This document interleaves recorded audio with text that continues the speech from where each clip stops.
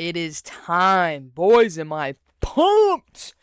Tomorrow night is UFC 328, Strickland versus Chimaev. I am so pumped for this card, and I'm here to give you my predictions, who I think is going to win, why I think they're going to win, how I think they're going to win. You get the point. So we're going to get right into it, because this card is loaded, bro. This card is stacked. Early prelims they look great. And then, of course, the main card, absolutely loaded. We got two title fights, of course, Strickland versus Chimaev, middleweight title.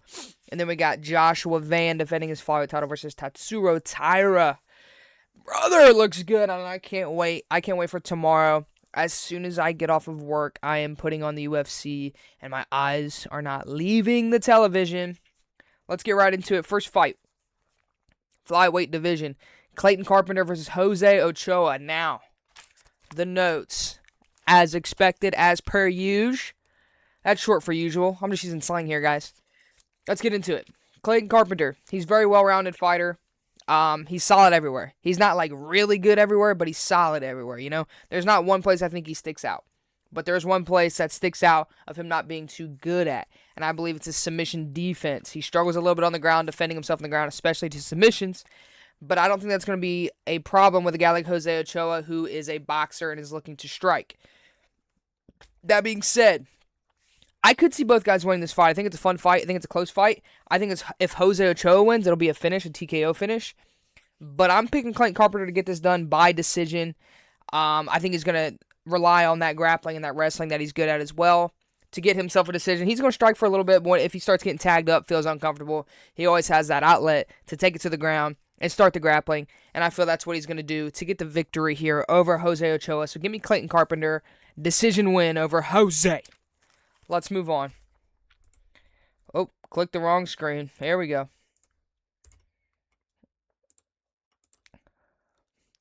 Chimaev versus Jordan Santos. Chimaev, he's like, every time Hamzat fights, he fights. They kind of come together. Where's my notes on this one?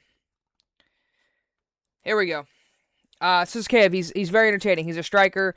He's a very entertaining striker. Like, he likes to do a lot of fun, flashy stuff. So watch out for that. He could be a little overhyped. I think he's 2 fights deep in the UFC career. Granted, he has won both fights by finish. He didn't fight really anybody good. Had to handle some adversity in said fights. But he could be a little overhyped. We're going to find out. Is the Jordan Santos the guy to expose him? Absolutely not. I don't think so. I do not think so. Santos, he's a pretty tough guy. He's going to scrap. He will stand and strike with Chimaev in this fight. He will try to give it his all. He will try to land his shots. He will try to knock him out. But I don't think it's going to happen. I'm going round 1 finish for Chimaev. I'm going submission, though, but specifically after dropping Jordan Santos. He's going to drop him with whatever cool flashy punch, strike, whatever, karate, flying, elbow, kick, knees, whatever he's going to do. He's going to land something. He's going to drop him. It's going to go to the ground. He might start looking for some ground and pound, and then he's going to find maybe a rear naked or a darce or something there, you know, on the ground after he's already got Santos hurt. So give me Chimaev first round submission over to Jordan Santos in this one. We move on. This is a good one here. Pat Sabatani versus William Gomez. Now, this fight is a classic grappler versus striker. William Gomez is a great kickboxer, while Pat Sabatani is a great grappler. Now, basically, it's going to be whoever gets their game plan going. That's who's going to win this fight. If Gomez can keep it on the feet, he's going to win. If Sabatani can get to the ground, he's going to win. Who do I think is going to get their game plan going? I'm going with Pat, man. Pat Sabatani is going to get this one done. I believe it's going to be a 3rd round submission. He's going to have to handle the striking early. Gomez is going to be cautious because he knows that the takedown's coming. He knows that Sabatani wants it on the ground. So he's going to be more cautious. He's probably going to make Sabatani come to him, or Sabatini come to him, and try to counterpunch him on the way in. But eventually, Sabatini will get him to the ground, I believe, and get a 3rd round submission over William Gomez. So that's what I'm booking, what I'm calling in this fight here. I'm moving fast because I got a lot I want to talk about on the main card, really diving deep into those. I know that's what everybody's here for. They want to know who I got in the title fights, who I got in the heavyweight fight, who I got in Buckley Brady. I know. So, I'm giving you a little bit of breakdown on these guys, but I'm going to try to get deeper into the main card. You feel me? Moving on, though. Roman Kopylov versus Marco Tulio. I will start by saying this. I've always been a Roman Kopylov fan. I've been a believer of Kopylov since he showed up. I believe he got screwed, man. They pushed him too quick. You know, it's like that pro wrestling stuff, man. Sometimes you push a guy too fast and he's not ready.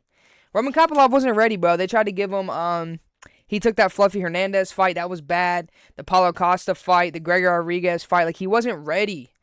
This is more his speed right here. We're not there yet. He's climbing. He's not there yet. Like, relax. Give Kopylov some time, bro. Give him some time.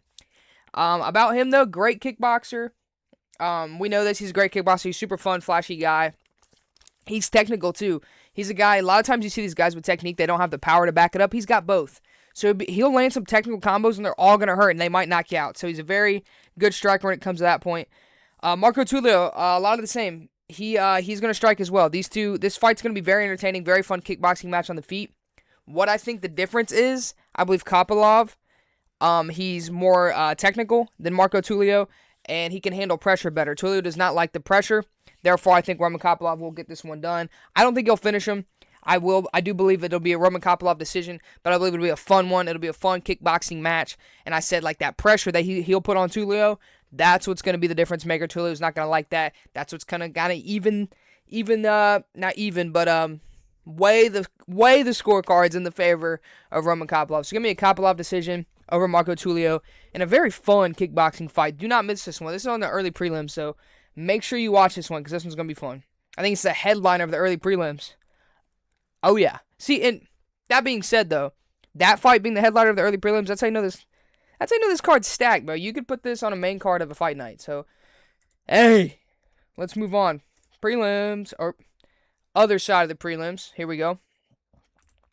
We got Jim Miller versus Jared Gordon.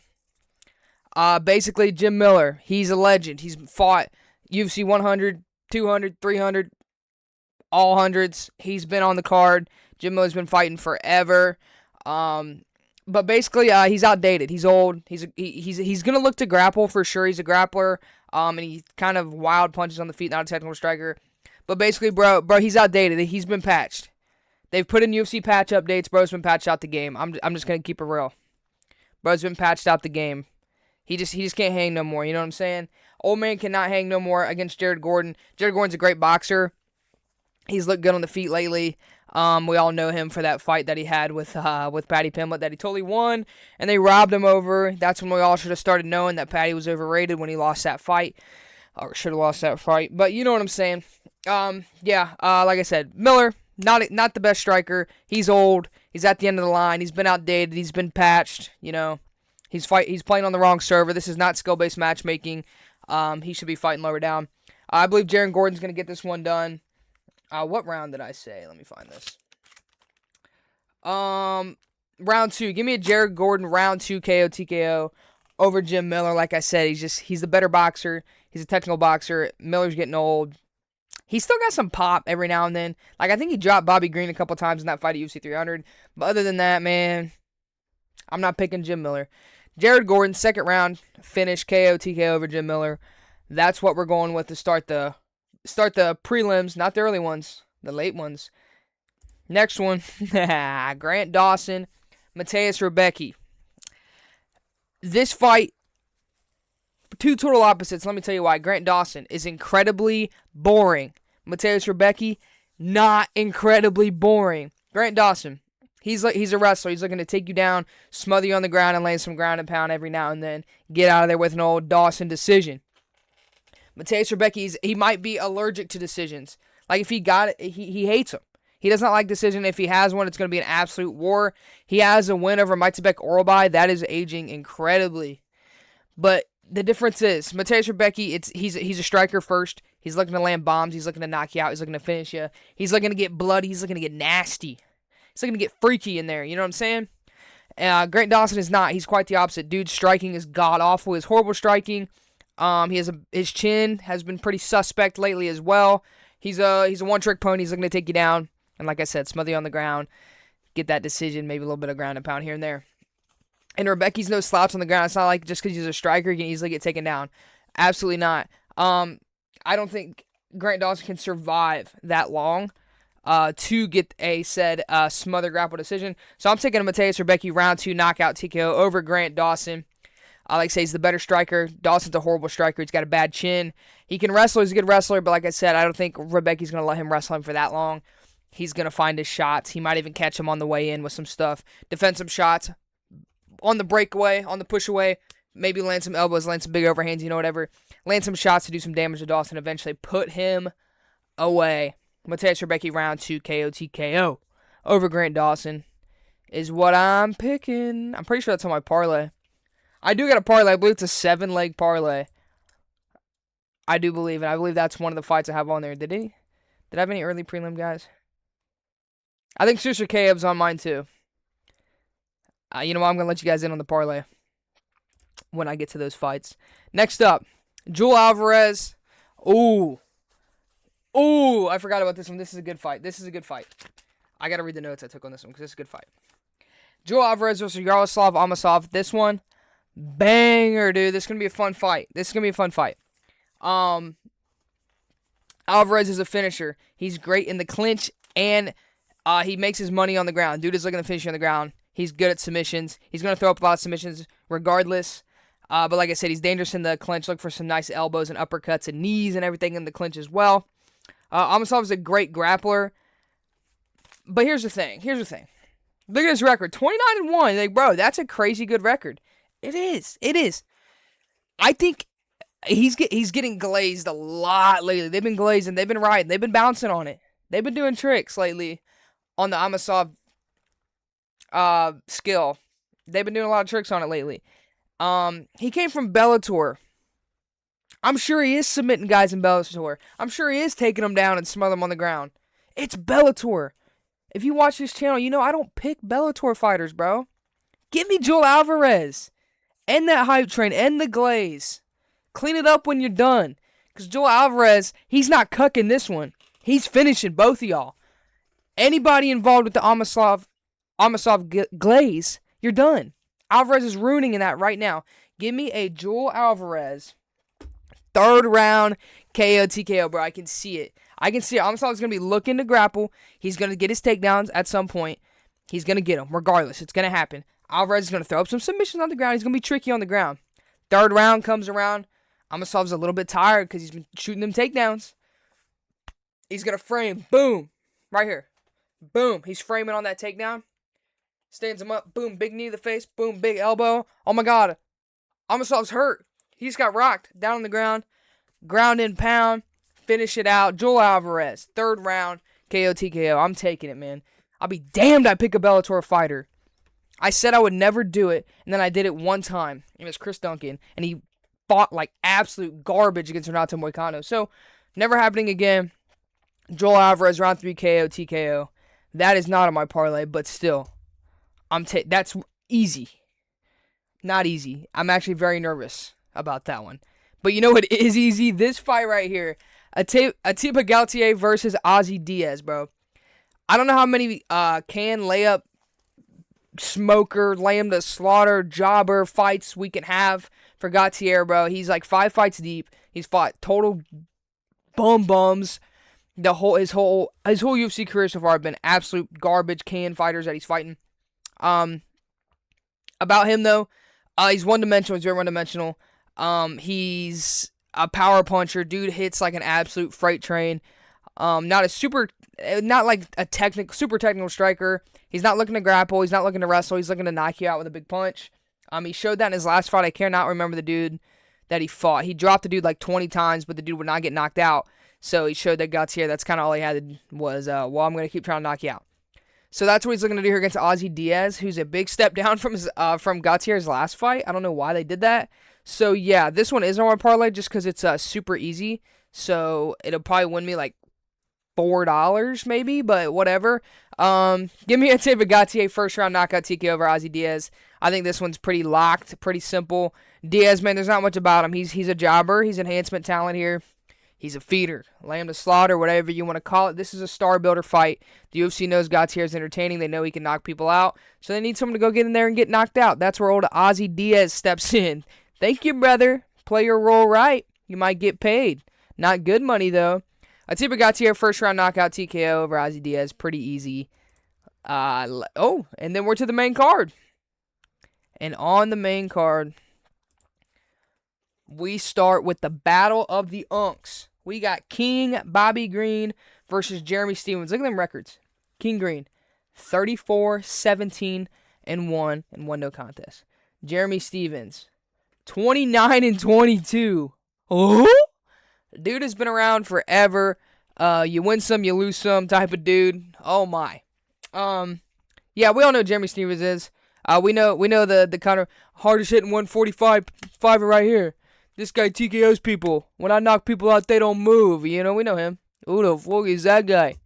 That's that guy. That's Jeremy Stephens. We know that. We know him. But yeah, he's been out doing other stuff. You know, BKFC, literally anything but MMA. I shouldn't say that. He was in PFL for a little bit, lost a couple times. Then he came back and fought Mason Jones, I believe, in the UFC. They kind of kept him around. This is the type of fights you need to give him. Other old heads. Yeah, he also saw weigh-ins were today. I'm recording this on Friday, of course, the day before. He missed weight. I think he was 160, so he was like 4 pounds over. That's rough. Bad look already. But yeah, I believe this is a one-sided fight. King Green, not by any means is good, but he's a lot better than Jeremy Stephens. He's coming off a win against Daniel Zellhuber, one of my most hated fighters, because the amount of times I've picked Daniel Zellhuber to win, and then he fights like an absolute sissy. Yeah, that was one of those fights too. I picked him to beat Bobby Green, and Bobby Green pieced him up. So Bobby Green's gonna piece up Jeremy Stephens. Stephens is he's not a technical striker. He's a wild brawler, power puncher. He's gonna look to do that. You know, if he can land one, he can knock out Bobby Green, because Bobby Green, we know he can get knocked out. We know. But I don't think he's going to land it. I think Bobby Green's going to be too clean, too crispy. That hood style that he talks about, it's going to work on Jeremy Stephens. Jeremy Stephens is going to punch himself out, get himself tired, and is going to allow King Bobby Green to get a round 3 knockout TKO over Jeremy Stephens. I could see it coming sooner, but I'm going to play it safe, say round 3, finish, KO, TKO for King Bobby Green over Jeremy Stephens in the Battle of the Unks, dude. There's like 2 Unks fighting at a barbecue in the backyard. I can't wait for that one. That's going to be fun. Then we move on to another fight that's going to be super fun. We got Sean Brady versus Joaquin Buckley. Now, the last time both these guys fought, I picked them to win. They both lost. So they're already on my bad side. Sean Brady's coming off a TKO loss to Miles Morales, bruh. Spider-Man, Michael Morales, and Joaquin Buckley's coming off a loss to Kamaru Usman. It's been like over a year, almost a year, since Buckley fought Usman. So he's been gone for a minute, and he's been working that wrestling, because he got wrestle-dominated is the word I'm going to use, against Kamaru Usman. It was not a good-looking fight for Buckley. Brady, obviously good wrestler, good grappler, sick tattoos, by the way. But, yeah, he's looking to take you down, get you on the ground, beat you up a little bit, and get a submission. He was on quite the little run for a while until he ran into Morales. But Morales we know how big he is. And Brady just couldn't get inside to find the takedown. Ended up getting knocked out. His striking's not the best. His chin is kind of suspect. So on the feet, it's definitely Joaquin Buckley's game. He's a better striker. Buckley's super powerful, athletic, like explosive. He's just a freak. He's a freak in nature, Joaquin Buckley is.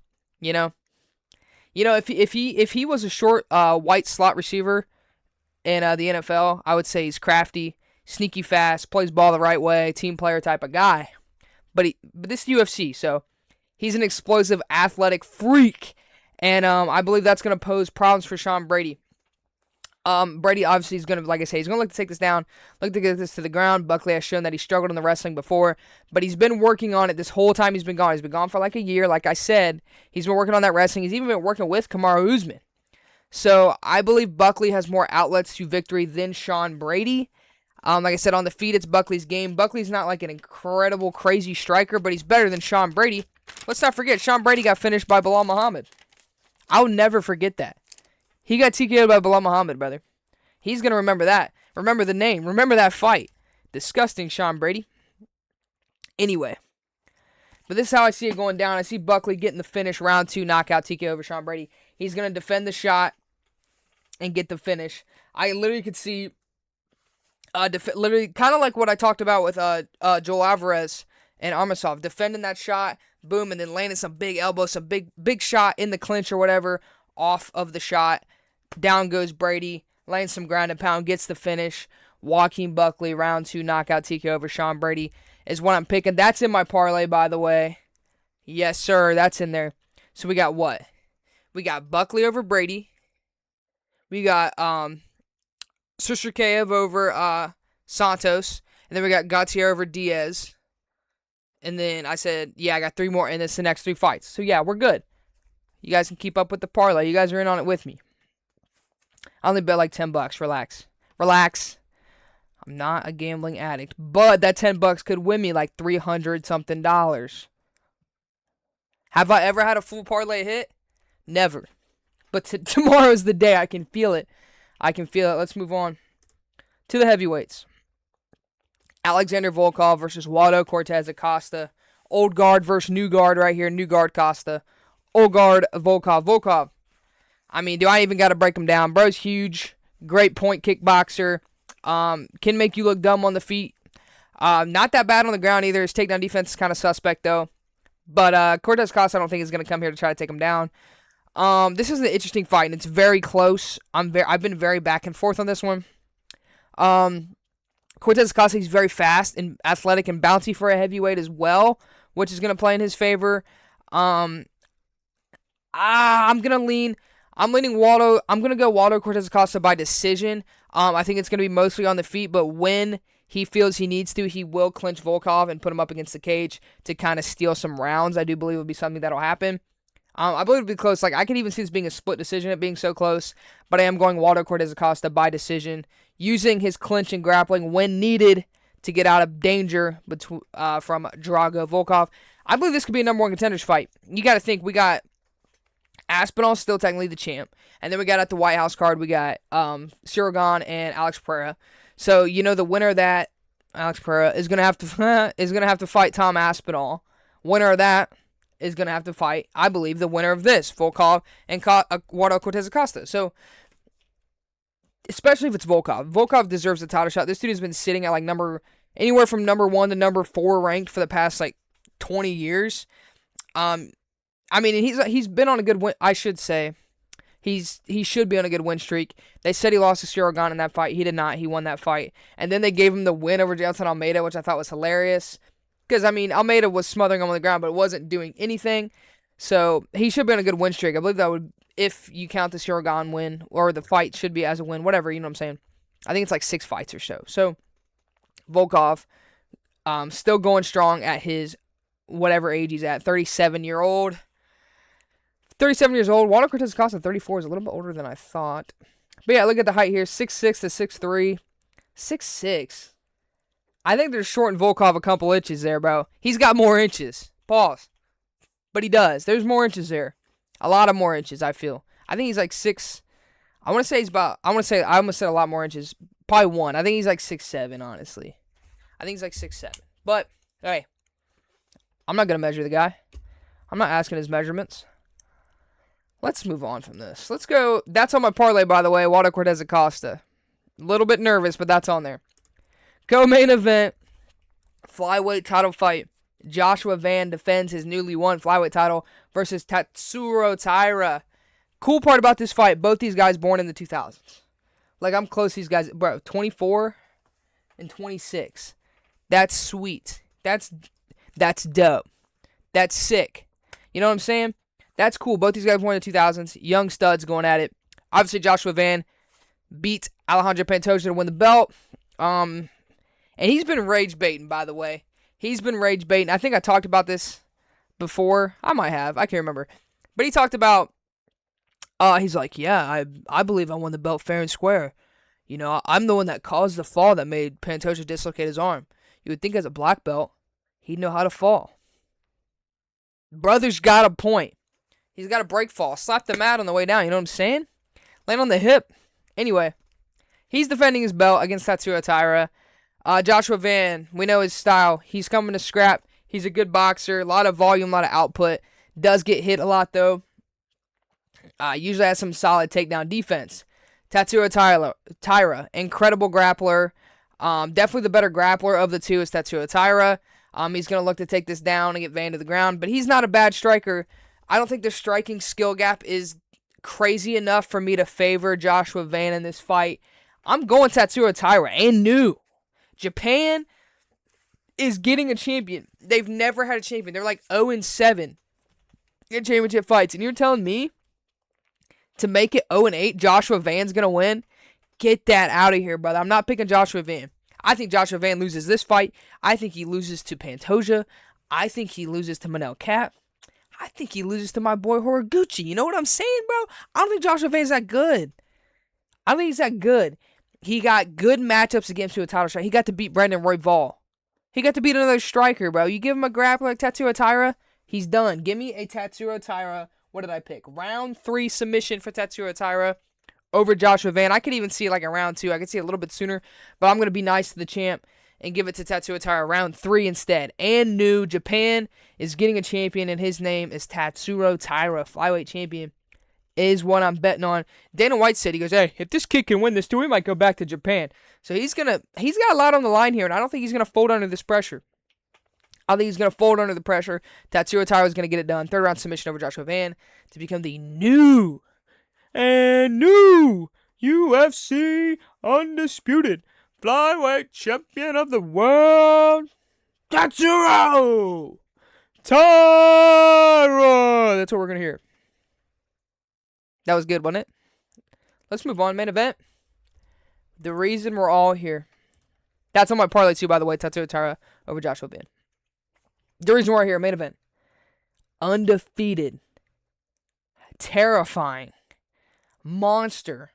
Undisputed UFC middleweight champion Khamzat Boris Chimaev takes on America's own.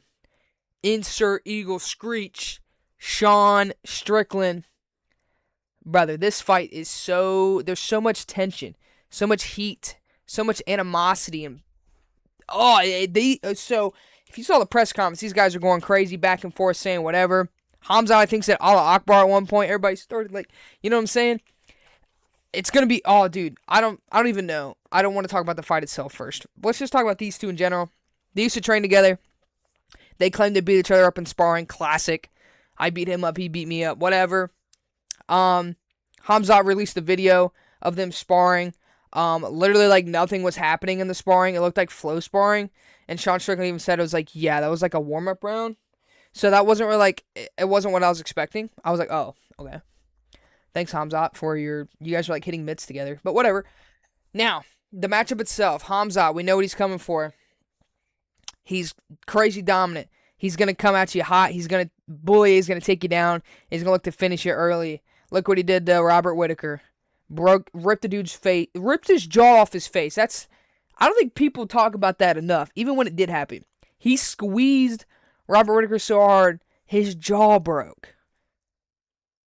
That's like monkey, like gorilla stuff. You know what I'm saying? Like, that's crazy. That's like super strength. He did that. He had the win over Kamaru Usman where he 10-8'd Usman in round 1. That was crazy. Smashed Kevin Holland. Li Jiliang smashed him. Knocked out the GOAT, Gerald Mearshart. So, you know, there was someone else that he beat that I thought was like a bigger name. I totally forget. Oh, Gilbert Burns, duh. His crazy war with Gilbert Burns that he had. That was crazy. Showed that he was more than just a wrestler. And then, of course, his title win over Dricus du Plessis, which was a lot of people called super boring. And now people are calling Khamzat boring just because of that fight. That's like his only boring fight. Watch any other Khamzat fight. Watch the Whittaker fight. Li Jingliang, Gilbert Burns, Gerald Mearshart, Kevin Holland. He wasn't boring. Kamaru Usman. He wasn't boring in these fights. He played it smart against Dricus, dominated Dricus, got the win, got the title. Didn't even care about the title, just wanted to make money. I respect it. Now, Sean Strickland, we know he's got the jabs and teeps of doom. He's going to maraud his way in. iCarly style. Jab, jab. Kicking out his... I'm teeping. You can't see it, but I'm teeping. I'm jabbing. I'm moving my head. Hitting one of these. Walking in, you know. He's going to be doing his thing. Sean Strickland it up. He's had success against guys with this style. Look at his last fight against Fluffy Hernandez. Fluffy fights just like Khamzat, just not to the same level and intensity, but it's the same type of guy. immediately get in your face, smother you, take you down, and just wear you out on the ground. That's what Khamzat does. That's what Fluffy does. Strickland put him out. He nullified the game plan, put him out. So, do I think he's going to do it to Khamzat, though? That's the thing. Like, I do think this is lopsided, but I don't think it's a, like, no chance Strickland wins type of fight. I do not believe that. I do believe there's a world somewhere where Strickland can get this done, and a lot of it goes into, do they fight with emotion? If Khamzat fights with emotion, we might see him fight like he did against Gilbert Burns, make it a striking matchup, and then, you try to strike with Sean Strickland. Strickland usually wins in a striking matchup, whether it's still teeping and jabbing at range and marauding forward, but he usually can get that done. I don't think Khamzat would be dumb enough to do that for 5 rounds, though, because I don't see there's any way Sean Strickland wins this fight by finish. I don't see that happening. Strickland, never been submitted either. Khamzat likes to take it to the ground, so would he be the first one to submit Sean Strickland? I don't think so. I could see it, because I think Khamzat is, like I said, this dude's a different beast. He's a different animal right now. He's one of the best in the world. One of the best wrestlers I've seen in the UFC ever. Just the way he dominates people is insane. So I can't pick Sean Strickland here. I'm literally dressed like Sean Strickland right now, bro. Look, white t-shirt. I'm gonna stand up on the chair. In jeans. I'm dressed like Sean Strickland right now. I just don't have any boots on. I'm literally dressed like Sean Strickland making this video, but I'm gonna pick against him here. I'm unfortunately gonna have to pick against him. I'm taking Khamzat. I could see him getting a finish, but I don't believe so. I'm going Khamzat decision here. I'm scared this is going to look like the Dricus fight, because there's so much hype around this fight. So, like I said, so much animosity, so much anger and rage, and America, fireworks and flags swinging and eagles flying. But I don't think it's going to be that entertaining, because how many times is Strickland, we're going to go to war for you guys, and then it's just jabbing and teeping. You know what I'm saying? I don't know. Like I said, I hope the fact that they hate each other so much just makes this look like an absolute bar fight. I would love it. Strickland's had fun fights. Look at his fights with DDP. Everyone talks about Strickland's takedown defense. He got taken down by Dricus. When I think of wrestlers in the UFC, I'm like, Dricus too pussy. I don't think of that. I think of Khamzat Chimaev, bro. Khamzat will take down Strickland. It's a matter of, can he hold Strickland down? Can Strickland get back up? I believe Strickland at times will start to, scoot his back up against the cage, try to wall walk up the cage. But I just still think Khamzat's a different beast, man. The more I think about this fight, the more I do think it's even more lopsided. Like I said, give me Khamzat. Give me a Khamzat decision to retain his title. I could see a Khamzat finish. I could even see him submitting Sean, but I'm not going to go for it. This is on my parlay as well. Khamzat keeping his belt. A lot confident in this one. But yeah, it would be cool if Strickland... Dude, the world might explode if Strickland... Everything wrong with the world might end if Sean Strickland wins this fight. You know what I'm saying? The wars are going to stop. Gas prices are going to drop. World hunger is going to end. Nobody's going to be sick anymore if Sean Strickland wins this fight. But it's not going to happen. Khamzat decision. I'm sorry. I mean, come on. I don't see anyone beating Khamzat. I think he's going to retire undefeated, especially at 185 right now. I don't see anybody that gives him problems. I just don't. I don't, like, if it's a matter of who's next for him after this, you got to think Nasrid Imavov's just kind of sitting there waiting. He's a good striker, but I just don't see anyone beating Khamzat. I think Khamzat could probably retire undefeated as a champion. He looked a little rough at the weigh-ins, but hey, who cares? He's a big dude. I'm sure he'll be all right by the time he gets down to, where are they fighting at? 328. Where's this at? Where's that at? Where's that? Someone tell me where that's at. New Jersey. I knew that. They're going to New Jersey, so by the time he's back in Jersey, he's going to be rehydrated, ready to go, and he's going to pick apart Sean Strickland. Yeah, I don't think it's... Yeah, I mean, there's a slim chance Strickland gets it done, but I'm not... It's not happening. Give me, like I said, give me Khamzat. Give me Khamzat. And yeah, those are my picks. UFC 328. I am super, super duper pumped for this card. Like I said, 7-leg parlay too. It's time to cash in. It's time to win. All this knowing ball's got to pay off eventually, right? Right? But yeah, those are my picks, UFC 328. This card is absolutely loaded. It's stacked. I am super excited to watch it tomorrow. Like I said, I'm getting off work. As soon as I get off work, do not disturb me. I'm watching UFC 328 start to finish. I cannot wait for this fight. 2 title fights, banger main card, banger prelims, banger early prelims. I can't wait to hear Joe Rogan talk about calf kicks and marauders. How this Hamza, he's so big. How do you ever make 170? I can't wait to hear it, man. I can't wait to hear this. It's going to be a great show. Let me know who you guys got, especially, all the fights too, but especially the main card. I'm very curious on that. Like I said, I'm pretty confident in the main and co-main. I'm a little nervous on Volkov and Costa. That one makes me a little nervous picking that one. Brady and Buckley, I'm solid confidence on Buckley, but I could see it being a Sean Brady masterclass. I shouldn't say masterclass, but smotherfest, over Joaquin Buckley. But I think Buck gets it done. Buck does get it done is my pick there. So I'm pretty confident in the main cards, and King Green over Jeremy Stephens. I mean, come on, that's happening. But yeah, those are my picks.